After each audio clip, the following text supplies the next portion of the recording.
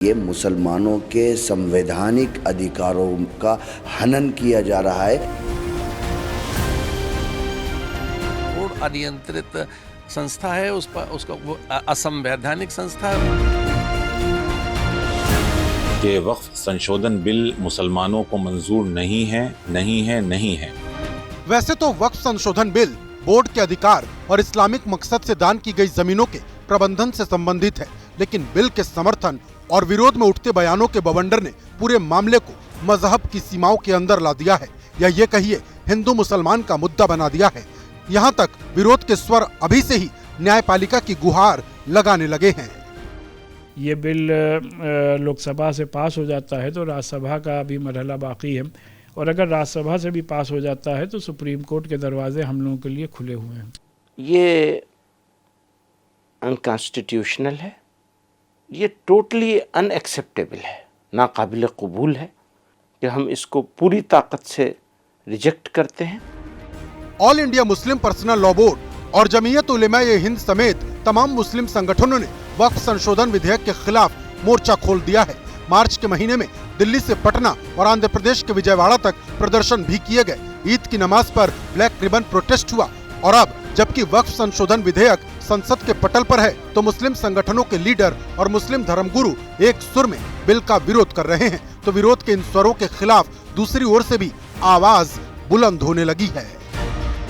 देखिए, वक्फ संशोधन bill actually हमारे लिए जीवन मरण का सवाल है, और ये ख़ास तौर से प्लेसेस ऑफ वर्शिप एक्ट को बिल्कुल ख़त्म कर देगा, कमज़ोर कर देगा। असल हकीकत यही है कि प्लेसेस ऑफ वर्शिप एक्ट को डाउन प्ले करने के लिए इसको लाया गया है।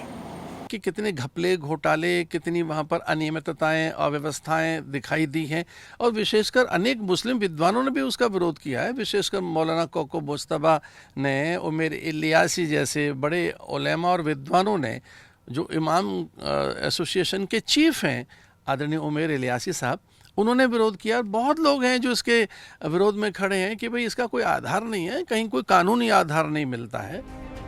यानी वक्फ संशोधन विधेयक पर दोनों पक्षों की अपनी अपनी दलील है।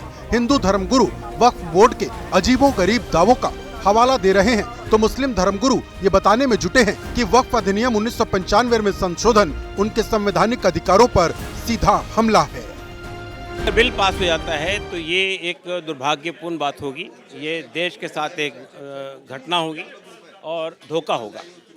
लेकिन बहरहाल हमारे सामने रास्ते बंद नहीं हुए हैं, अभी तो रास्ते खुले हुए हैं। हम पब्लिक के दरमियान जाएंगे, हम देशव्यापी अभियान छेड़ेंगे इस बिल के खिलाफ, लोगों को बताएंगे किस तरह नाइंसाफ़ी की गई है। वक्फ बोर्ड को हटाना जरूरी हो गया सनातन धर्म की रक्षा के लिए। सब कुछ जरूरी है। आप परिणाम देखिएगा, हम ज्ञानवापी भी लेंगे, मथुरा भी लेंगे, सब कुछ होगा। मुस्लिम संगठनों का संदेश साफ है कि वो वक्फ संशोधन विधेयक को किसी भी सूरत में मानने को तैयार नहीं। हालांकि मुस्लिम धर्मगुरुओं की जमात में कई ऐसे चेहरे भी हैं जो कहीं न कहीं वक्फ बिल का समर्थन कर रहे हैं, या फिर बिल के प्रावधानों को पढ़ने के बाद किसी फैसले पर पहुंचने के मूड में हैं।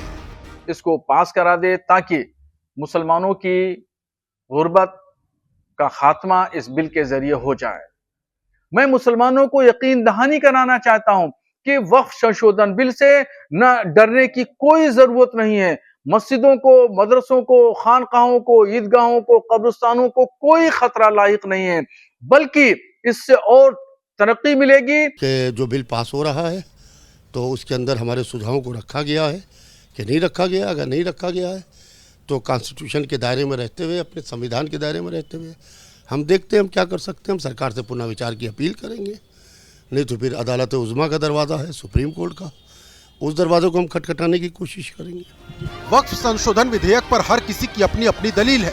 एक दलील कथावाचक धीरेन्द्र शास्त्री की भी है, और ये दलील बिल का विरोध करने वाले मुस्लिम धर्मगुरुओं को चुभने वाली है।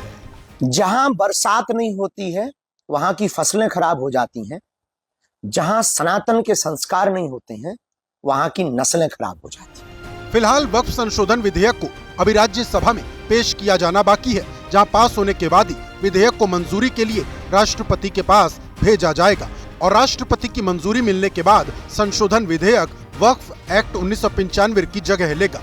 यानी वक्फ एक्ट में संशोधन का रास्ता अभी लंबा है, और तब तक समर्थन और विरोध में उठ रही आवाजों का शोर थमने वाला बिल्कुल नहीं।